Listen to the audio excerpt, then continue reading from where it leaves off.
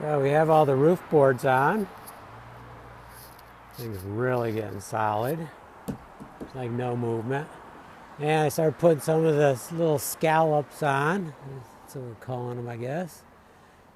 And that's definitely adding some more dimension to it already. These are already primed. I was going to put them in another place, but I'll just make more. So we're going to put them up through here. I also have my first sheet of plywood. It's almost a 4x8. I had to cut a little bit off the end, about 3 inches.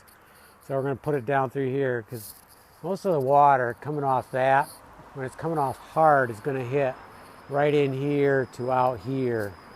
So that way we'll have no seams there. The one seam will be over there.